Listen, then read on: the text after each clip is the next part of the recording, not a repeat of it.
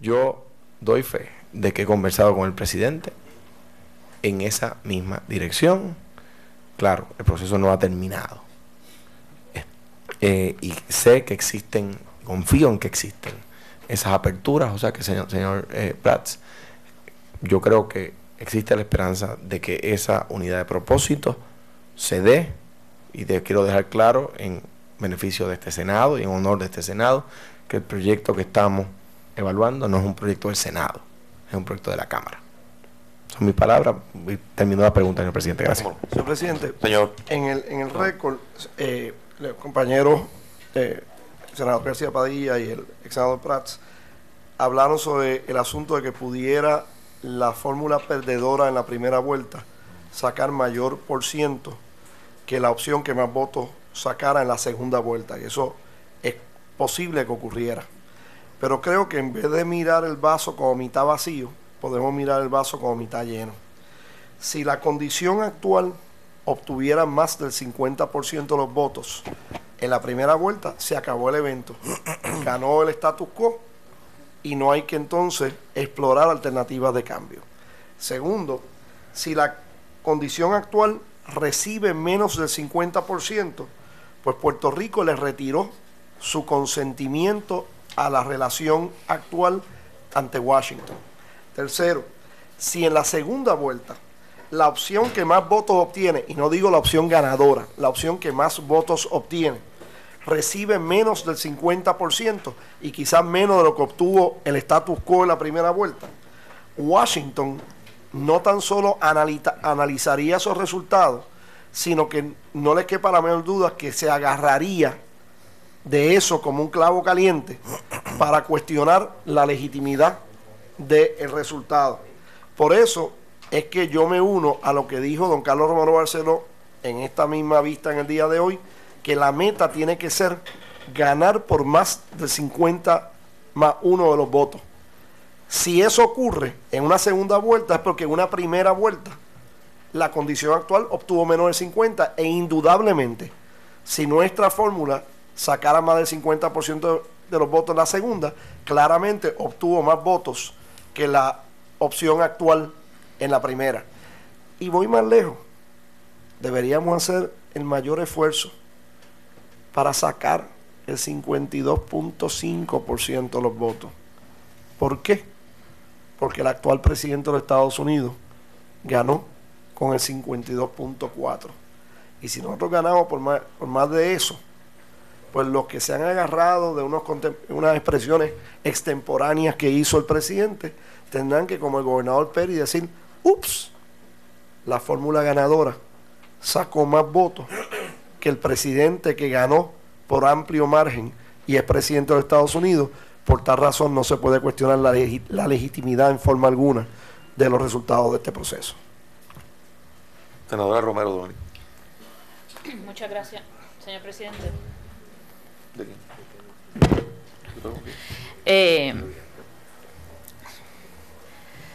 Yo voy a hacer unas preguntas, quizás es para poner en contexto, particularmente porque me sorprenden algunas de las expresiones que han surgido aquí, particularmente como representantes del Partido Demócrata. Y le quiero preguntar a los compañeros, cualquiera de los dos o ambos, si me pueden ilustrar en lo que es el Voting Rights Act y su extensión aprobada en el 2006.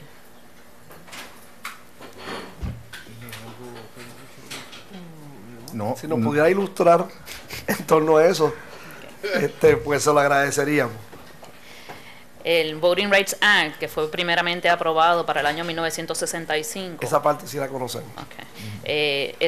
En aquella ocasión se aprobó por un término particular. En el 2006 fue extendida por 25 años adicionales los derechos provistos en el Voting Rights Act. Lo que quería era una poca de ilustración en lo que representa la posición del Partido Demócrata en lo que son los derechos constitucionales y los derechos de votación, particularmente en lo referente a los derechos civiles. Obviamente esto nació de los derechos civiles de los negros y en respuesta a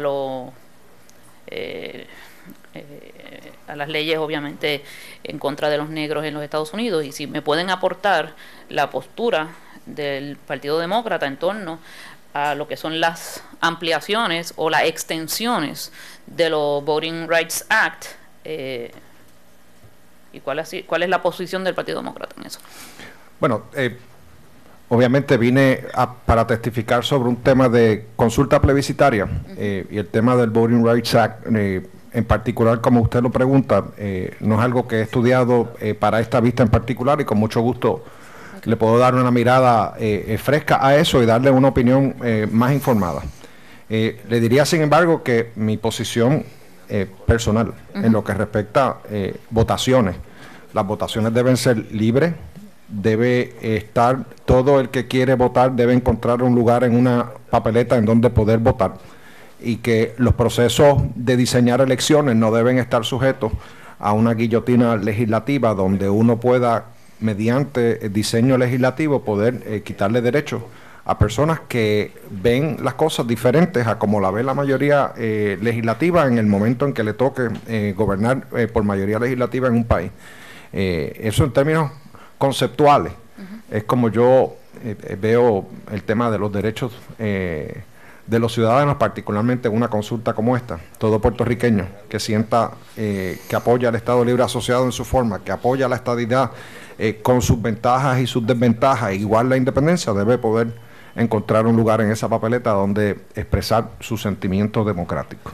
Estoy de acuerdo con el compañero Prats en cuanto al Voting Rights Act como tal, no necesariamente con todos los detalles de lo que ha dicho después, pero el Partido Demócrata históricamente ha sido contundentemente favorecedor del Voting Rights Act desde sus inicios en la década del 60, radicado en tiempos del presidente Kennedy, aprobado y firmado por el presidente Lyndon B. Johnson, ambos demócratas. Pero yo personalmente no estoy de acuerdo con la totalidad de las interpretaciones que administraciones demócratas han hecho. Por ejemplo, la mayor parte de las administraciones demócratas perciben que el requerimiento de una tarjeta de identificación electoral como prerequisito para ejercer el derecho al voto limita la participación.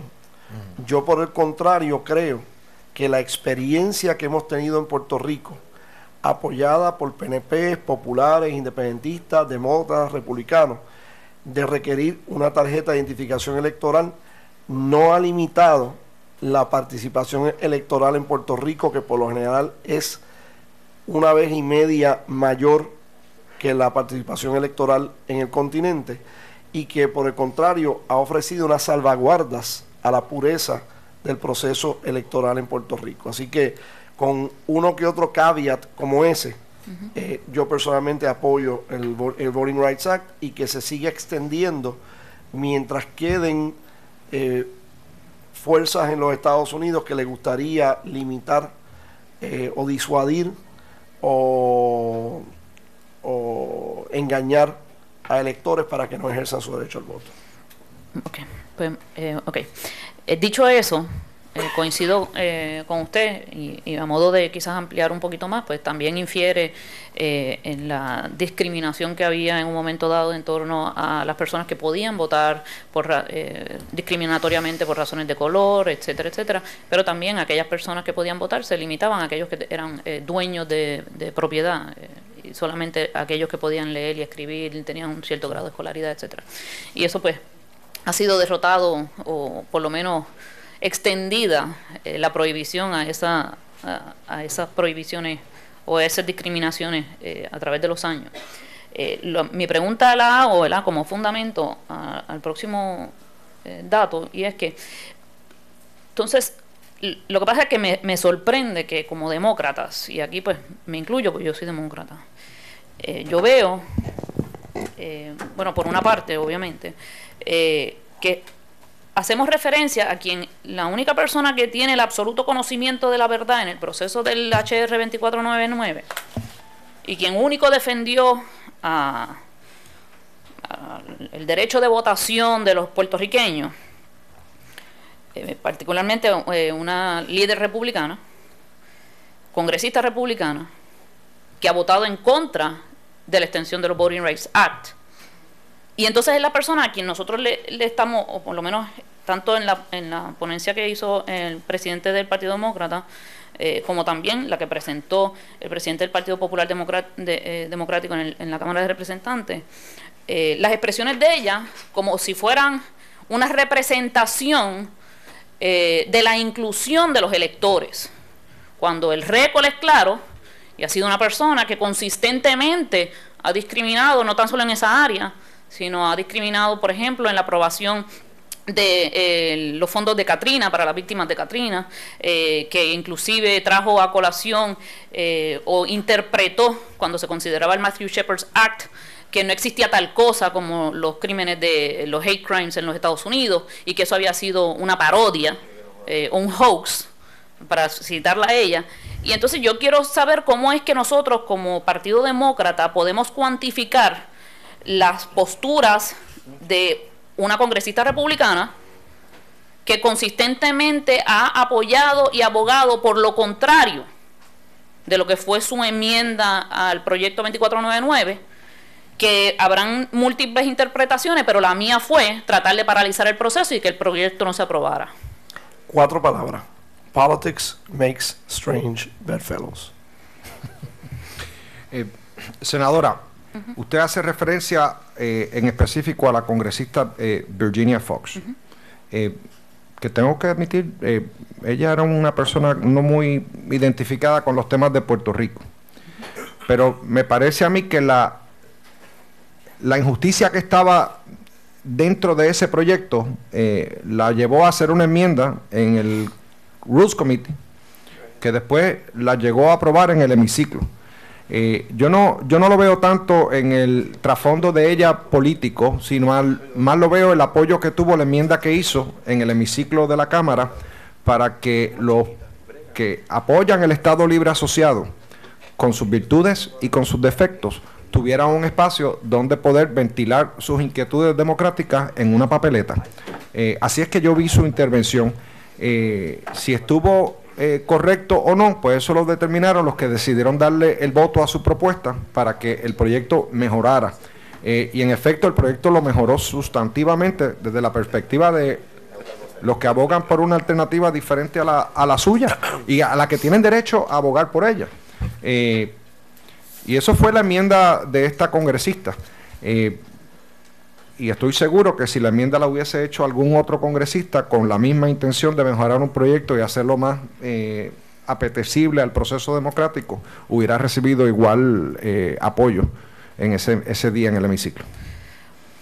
Bueno, en esa, senador, yo voy a tener que, ¿verdad?, con muchísimo respeto, diferir de usted. Número uno, porque pues las cosas no se dan en el vacío y yo no puedo aceptar la representación de que las declaraciones o la insinuación o la intención de una persona que consistentemente ha relegado el derecho a las personas, ha discriminado en contra de diferentes facciones, haya promovido una enmienda con el propósito de mejorarla para darle participación amplia a todo el mundo. Eso para mí pues es una diferencia absoluta que tenemos en la interpretación de la intención de la congresista ante ese escenario. Dicho eso, voy entonces a solicitarle, ¿verdad?, que como hemos repetido consistentemente, ¿verdad?, que esto no es un proceso justo, y por aquello de citar las palabras del presidente del Partido Demócrata en Puerto Rico, justo, neutral y de un proceso democrático de libre determinación, y básicamente los planteamientos suyos son en torno a lo que se refiere al Estado Libre Asociado. Pues yo quisiera saber cuál entonces sería la definición justa, neutral y democrática del Estado Libre Asociado. Pero lo que yo dije está aquí. Esta es la plataforma del Partido Demócrata. Y la parte que le digo, lee como si ve. We believe that the people of Puerto Rico have the right to political status of their choice obtained through fair, neutral and democratic process of self-determination. Ese es lo que aparece ahí. Para que sea justa, tiene que permitir que todo aquel que tenga una ideología diferente a los de la mayoría de Cámara, Senado y Gobernación tengan un lugar en donde puedan votar. para que sea neutral, tiene que asegurar que el proceso no está diseñado para obtener un resultado predeterminado. Para que sea libre de determinación, tiene que asegurar que los puertorriqueños puedan ir a votar a sabiendas de que su voto va a tener alguna consecuencia. La opinión que yo tengo sobre el proyecto, yo estoy a favor de que se consulte el pueblo de Puerto Rico, no quiero caer en que no quiero que se consulte, yo quiero que sí se consulte, pero quisiera ver un proceso donde un Estado librista pueda votar por lo que entiende que es el Estado libre asociado que quiere. El Partido Popular adoptó una propuesta en la pasada convención en Río Grande, desarrollando 7 puntos sobre el Estado libre asociado, todos y cada uno de ellos amparados en lo que han sido los pronunciamientos del Tribunal Supremo de los Estados Unidos y del primer circuito, del circuito de apelaciones en Boston. Y me parece que eso es debería para mí ser ese el punto de partida en cualquier definición del desarrollo del Estado libre asociado. Señora Presidenta, quisiera hacer un pequeño comentario sobre lo de la enmienda Fox. Usted dio en el clavo. La enmienda Fox no era para mejorar la medida como se ha planteado.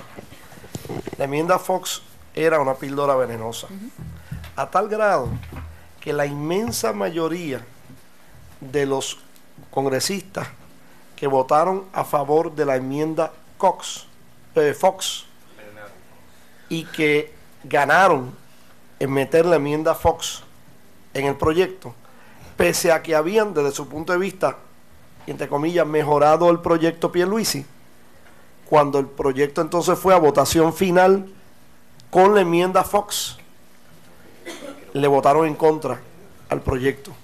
Su propósito no era mejorar la medida, era que si la medida se aprobara, que se aprobara como una medida coja, que tuviera más dificultad en convertirse en ley. Nuevamente, la inmensa mayoría de los que votaron por la enmienda Fox, que ganaron y prevalecieron, entonces votaron en contra del proyecto según enmendada por la congresista Fox, que tanto interés tenía en Puerto Rico. Okay. Voy a hacer una última pregunta, ya que el compañero García Padilla trajo el asunto, y yo quiero que me digan si existe verdaderamente tal cosa como un proyecto filibuster proof. La discreción de cada senador decidir si va a utilizar su facultad de filibuster. Usualmente hacen primero una amenaza de si ese proyecto baja como está, lo voy a filibustear. Usualmente ocurre cerca del cierre de sesión, cuando hay que aprobar un presupuesto y tienen hasta las 12 de la noche y a las 8 de la noche empieza un senador con una amenaza de filibuster y va a llegar a las 12 de la noche y no va a haber un presupuesto para operar el gobierno federal al día siguiente. La realidad es que no, eso es una discreción que tiene cada senador, decidir cómo lo utiliza, cuándo lo utiliza y si lo utiliza. Hay cuatrenios donde nunca se ha hecho un filibuster. Hay cuatrenios como el último de George W. Bush, que hubo varios filibusters. En hemos tenido más amenazas que nunca. La última fue la de anoche y empezó el filibuster. Y o sea que no hay tal cosa como filibuster proof. Bueno, cualquier proyecto podría efectivamente ser... Cualquier proyecto, cualquier senador que tenga una objeción de principio a un proceso, si tiene los votos suficientes para impedir que se detenga mediante una moción de cloture, es una cosa que tiene que hacer el senador, ir a buscar sus votos. O sea que independientemente de los cambios que nosotros hagamos aquí, pudiese venir una persona con una filosofía tipo Virginia Fox y amenazar con un filibuster, independientemente que se acojan todos los cambios y las definiciones fragmentadas. Como podría ocurrir que aprueben este proyecto como está, gane la estadidad y un senador diga allí, yo voy a hacer un filibuster con 10 otros senadores porque no estamos de acuerdo con el proyecto como lo hicieron en Puerto Rico. Pero usted sabe qué, la oposición política en Puerto Rico no debe estar diseñada para ir a obstaculizar los mandatos del pueblo. Yo creo que tienen que estar allí para viabilizar los mandatos de los pueblos. Gane la alternativa que gane. Pero la mejor garantía que usted tiene para que eso sea así es que el proceso desde el inicio cuente procesalmente con el aval de todo el mundo. Y este proyecto no tiene eso. Lo tuvo el 712, lo tuvo el 4765 cuando se hizo un esfuerzo monumental de decir, mira, vamos a bajar nuestras armas políticas, vamos a hacer un armisticio ideológico, vamos a acordar un proceso y vamos a ir a Washington. Nos vemos en las urnas cuando gane la mejor alternativa. Y yo veo su invitación aquí el día de hoy en ese espíritu. Y le agradezco su invitación porque denota que hay una apertura de este Senado a remirar lo que ya pasó por la Cámara de Representantes. Sí, con respecto a estos filibusters, en el Congreso, en el Senado de los Estados Unidos, antes se requería, si mal no recuerdo, 2/3 partes para poder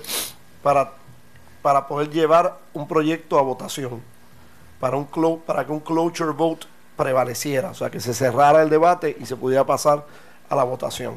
Eso en un Senado de 100 miembros equivale a 67 votos. No, era 2/3 partes. Entonces, a base de reformas instauradas por el Partido Demócrata, pues se redujo a un 60%, que es 3/5 partes. Aquí en el Senado de Puerto Rico tenemos un requisito, y en mayoría de los presentes al momento de llevar a votación una moción para incluir en el calendario de votación final una medida. O sea que lo hay en todos los cuerpos legislativos.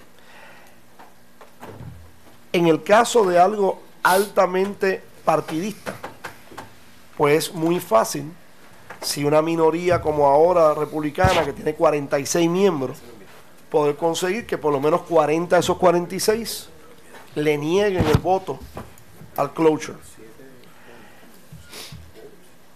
Repito, no va a ser un asunto partidista, porque si en el Senado de los Estados Unidos tenemos algunos senadores republicanos que piensen en forma parecida a un sinnúmero de congresistas republicanos, 39 congresistas republicanos que votaron por el proyecto Pierluisi, pues podrían aparecer, además de los demócratas que opten por votar para que se lleve a votación, que entiendo que sería la inmensa mayoría como lo fue en la Cámara, pues aparecerían una cantidad grande de votos demócratas y hay suficientes votos republicanos para llegar a los 60. Además de eso, a diferencia de una votación como la de ayer, que yo no favorecí cuál fue el resultado que salió, que se negó la oportunidad de llevar a votación la nominación de la puertorriqueña Mari Carmen Aponte para su confirmación o rechazo como embajadora de Estados Unidos en El Salvador, y yo favorecía ese nombramiento. En este caso sería un issue de gran trascendencia hispana, luego de meses y años de discusión y de debate en la política nacional de una jurisdicción esencialmente hispana pidiendo admisión a la Unión después de 110 y cuantos años de espera para entrar y de excusas para no dejarlo entrar.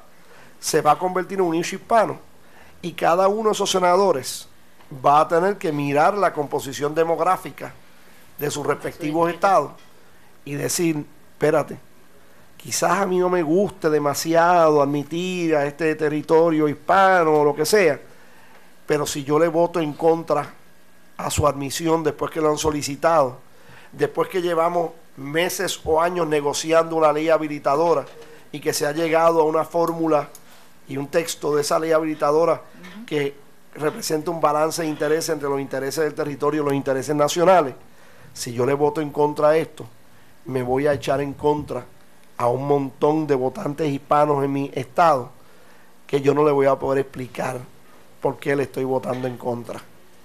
Y eso yo creo que va a ser un factor importantísimo. Así que yo no digo que un proyecto de ley habilitadora estadista fuera después de un mandato del pueblo de Puerto Rico, vaya a ser veto proof.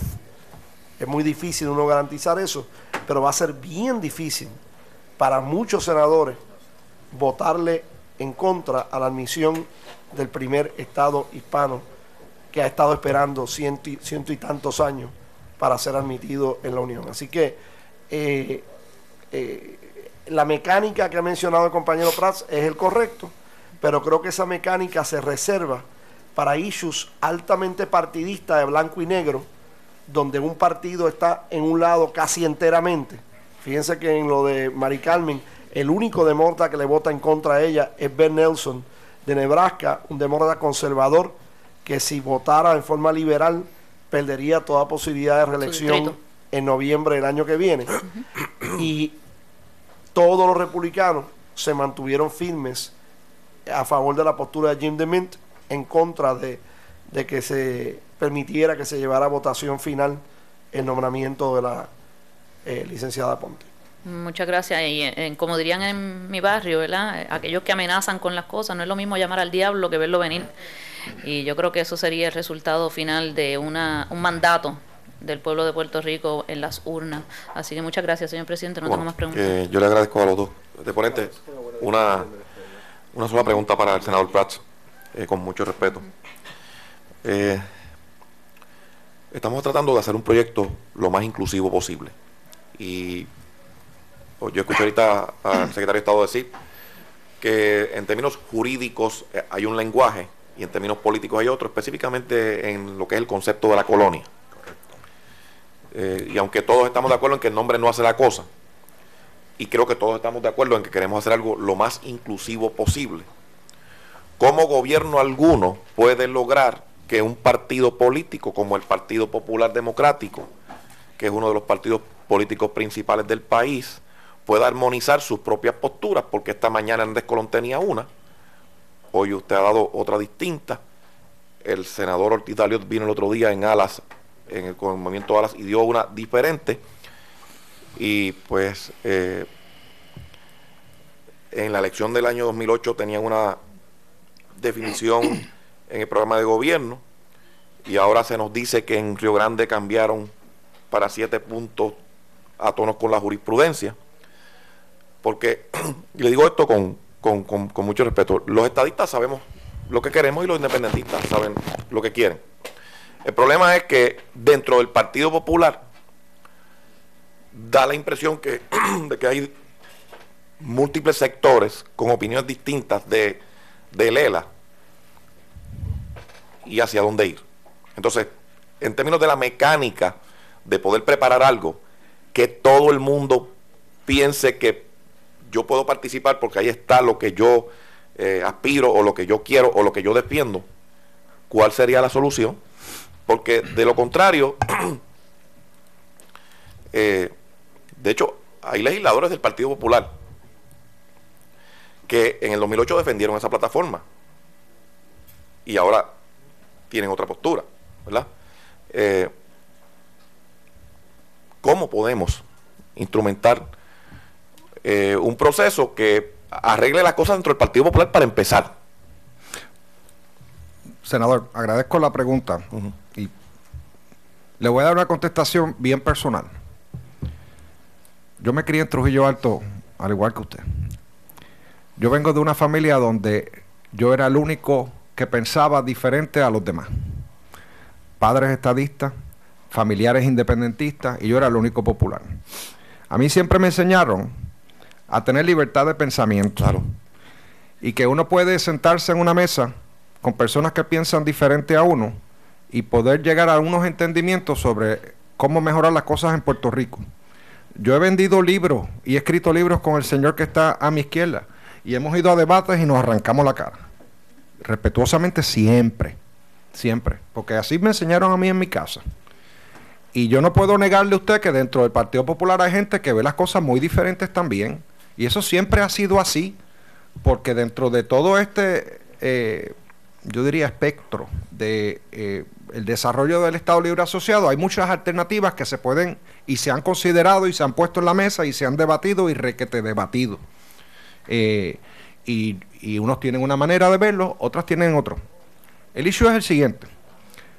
Yo como abogado, pues soy estudioso de las leyes y yo veo los casos y yo estudio los casos y he visto el caso del Tribunal Supremo de US versus Quiñones, el de Rodríguez versus PPD, Calero Toledo, el de Flores versus Board of Examiners, Y esos casos te dicen algo que tiene una relevancia sobre la manera en que uno articula una posición ideológica que sea jurídicamente compatible con lo que han dicho los tribunales. Y yo llego a ese entendimiento de lo que yo entiendo debe ser ese desarrollo del ELA y lo que ha dicho el tribunal. Y le digo lo siguiente, mis años, y me considero joven, pero que he estado mucho tiempo en Washington, me he dado cuenta que allí la palabra territorial tiene un significado muy diferente al que tiene aquí en Puerto Rico. Aquí en Puerto Rico, la palabra territorial quiere decir sinónimo de colonia, que quiere decir sinónimo de poderes plenarios del Congreso. Allí en Estados Unidos, la palabra territorial es una cláusula que está en la Constitución muchos años antes de que existiera el Estado Libre Asociado. Una cláusula por la que han pasado la mayoría de los estados después de las 13 colonias antes de ser admitidos como Estado. Y para los constitucionalistas anglosajones, territorio quiere decir que no eres un Estado. No necesariamente quiere decir que eres una colonia. US versus Lara ha dicho que esto es como un péndulo y que dentro de esa cláusula se puede mover el péndulo hacia una cosa de poderes plenarios bien intensos o cero poderes plenarios, pero sigues dentro del péndulo. Si quieres salirte del péndulo, estarías en la cláusula de tratado como un país independiente o estarías como un Estado. Mi interpretación, señor presidente, y respetuosamente, es la que han dicho los tribunales supremos de Estados Unidos, que la cláusula territorial no puede leerse sola, tiene que leerse con la Constitución de Puerto Rico, tiene que leerse con la 447, tiene que leerse con la Ley 600 y con la plétora de casos y pronunciamientos de los tribunales federales. Que si hay personas dentro del Partido Popular que piensan diferente, oye, sí, y que vamos a sacarlos del partido, no. Y yo creo que a la pregunta, puntualizando la pregunta suya, pues yo creo que es una responsabilidad que tiene el Partido Popular. Déjeme refacer la pregunta, a ver si puedo llegar. Yo entiendo lo que usted está diciendo perfectamente bien y puedo compartir el argumento que usted, o el análisis que usted está haciendo en cuanto a la jurisprudencia, etcétera. Lo que nos preocupa en este momento a nosotros aquí en el Senado es el diseño de un proceso en el cual líderes del Partido Popular Democrático que ocupan posiciones importantes, digamos en la Cámara, digamos en el Senado, digamos en alguna alcaldía, o que ocupen alguna posición importante en el Partido Demócrata, digamos, puedan decir, ¿sabe qué?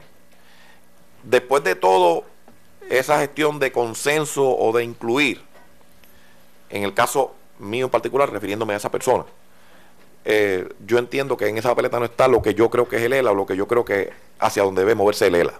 O sea, lo que yo estoy diciéndole, senador, es específicamente, mire, yo escucho a los llamados soberanistas del Partido Popular tener un discurso, a los llamados de centro con otro discurso, a unos que son llamados más proamericanos, ¿verdad?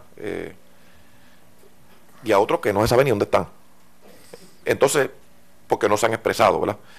Entonces yo, viendo esto, escuchando la preocupación que usted trae, la preocupación que trajo Rafael Hernández Colón, la preocupación que trajo el senador Ortiz Daliot, entre otras personas que vinieron hace unos días, pues digo, pues no es tarea fácil entonces atender el asunto del Partido Popular en particular, porque siempre habrá alguien que podrá buscar a un senador como Menéndez para que ejerza esa opción de filibusterismo en el Senado para detenerlo.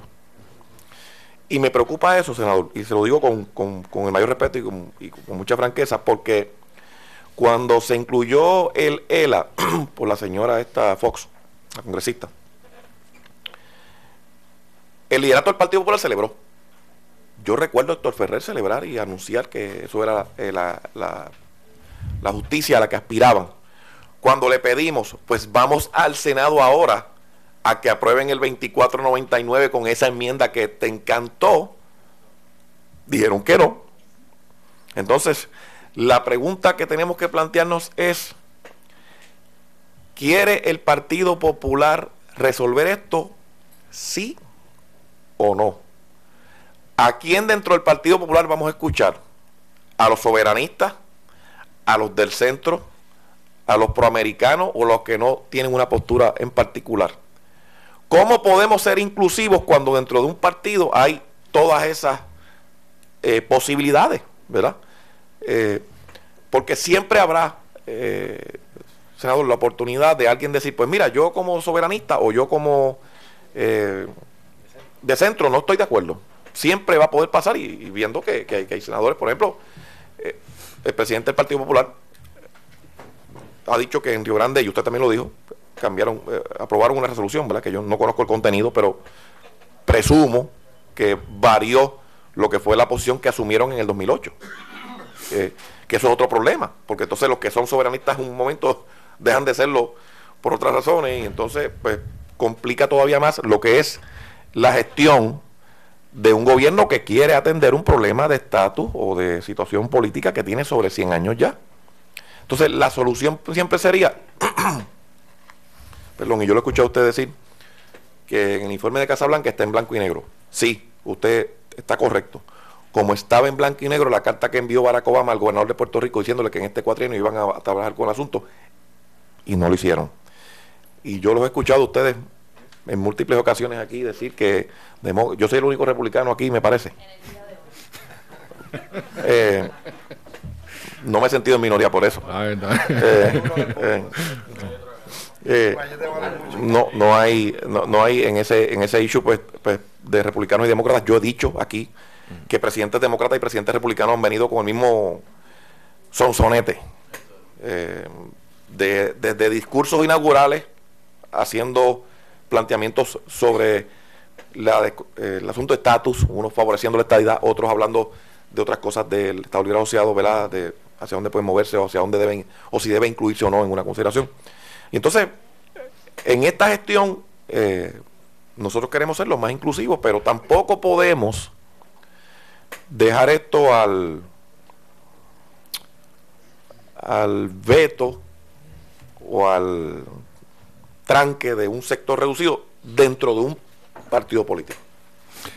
Bueno, primero, más allá de las descripciones o los adjetivos que pone el proyecto de Lela, el que estamos considerando aquí hoy, ese proyecto no tiene una definición de lo que constituye el ELA, ni tiene una definición de lo que constituye la estadidad, ni cuál va a ser la transición propuesta en cuanto a las contribuciones federales, ni cuál va a ser la posición del movimiento estadista si el Congreso pidiese el inglés como un idioma de gobierno estatal, de las cortes, de las escuelas.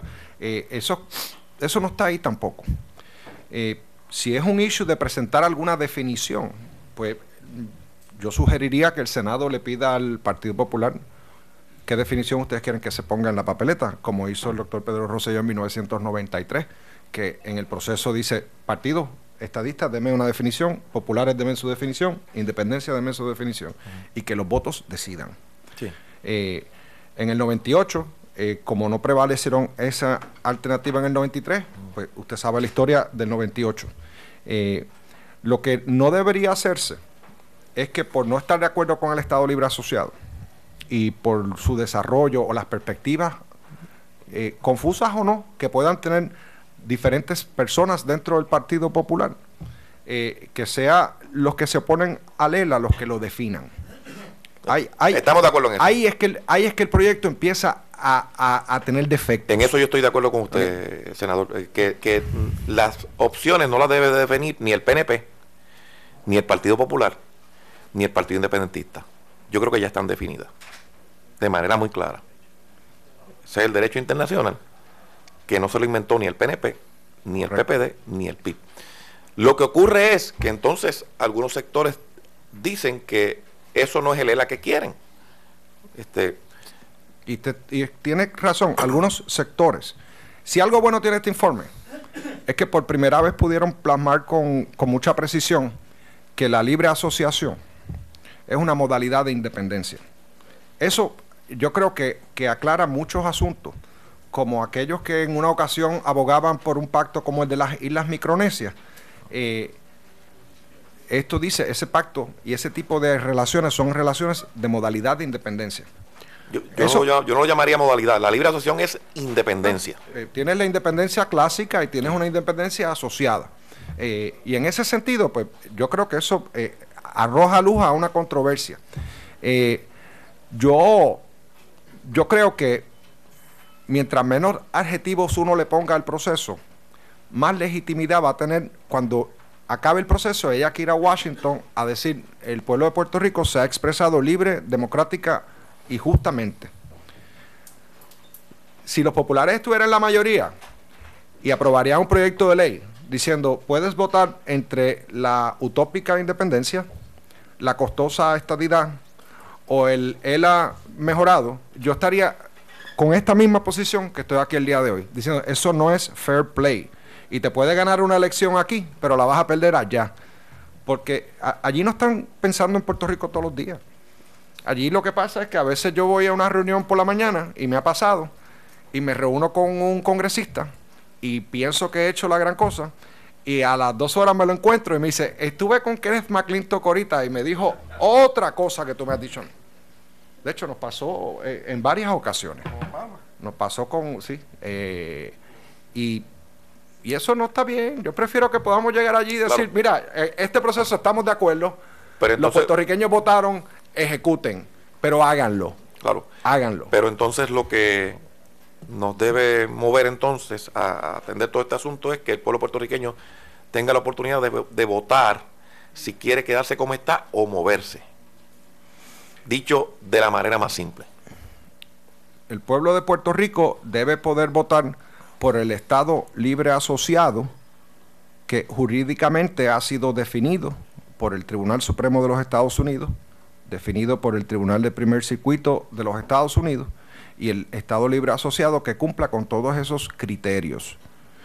¿Mejoras al Estado Libre Asociado? Pues eso deberíamos tener entonces una sesión sobre cómo mejorarlo, sea mediante una discusión en una Asamblea Constitucional de Estatus, que la hemos propuesto en el Partido Popular y también está en esa plataforma del 2008 que usted menciona. Y debo mencionar que yo la revisé, la del 2008. Y esa del 2008 no habla de una relación entre países independientes o soberanos ni independencia.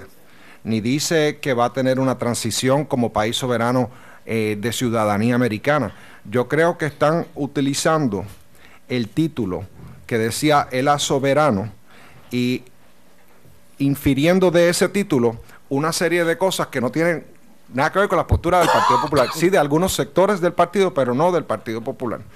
Y ahí es que nuevamente entramos en el proceso de uno tratar de definir al otro, y eso es lo que debería evitar este Senado. Lo que yo veo es que el problema de definición está dentro del Partido Popular, no dentro del movimiento estadista y dentro del Partido Independentista, y no lo digo en ánimo de incomodar a nadie, lo digo porque veo que hay diferentes sectores que han pasado por aquí, identificándose como populares, diciendo o proponiendo cosas bastante diferentes. Senador, yo le aseguro a usted que si el debate fuese la estadidad y la transición, van a haber personas que quieren una transición de 25 años para las contribuciones, unos que quieren los fondos federales inmediatamente, unos que van a querer español y otros que van a querer inglés. Y esa controversia también puede existir ahí. Lo que ocurre, senador, es que ese punto presupone que ya el pueblo se expresó. Claro. Y eso es lo que queremos, que el pueblo se exprese. Y entonces el problema que yo tengo ante mí y ante la conciencia de los compañeros y compañeras del Senado, algunos del Partido Demócrata, es que podamos expresarnos primero sobre si queremos seguir o no como estamos. No lo que diga un caso, porque un caso a veces habla sobre un aspecto en particular. Lo que dice la ley, lo que provocó la ley pública 600. O sea, de eso es que estamos hablando. Lo que desembocó en eso, que ya tiene unos cuantos años. Y en esa dirección es que yo creo que debemos movernos como pueblo, más allá de cualquier otra consideración de ese primer paso. O sea, votar si queremos cambiar o no. Si el pueblo de Puerto Rico no quiere cambiar, bueno, pues el pueblo de Puerto Rico lo decidió. Y obviamente habrá que apercibirle que eso, como no es permanente, va a seguirse consultando en el futuro. Favorezco que se consulte al pueblo de Puerto Rico con alguna frecuencia. Y le voy a decir por qué. Este debate que estamos teniendo nos ha quitado tanto tiempo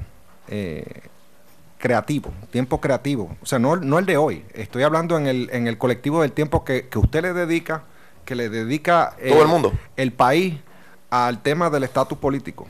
Y si uno tiene o preconcibe que esto va a estar siendo consultado cada 10 años, cada 15 años, pues uno puede decir, nos vemos en el 2020 y poder dedicarnos a las cosas que pueden echar este país adelante. Y en el 2020 nos vamos a ver con unas reglas de neutralidad para todo el mundo, fair play, y que la gente vote y se cuenten los votos.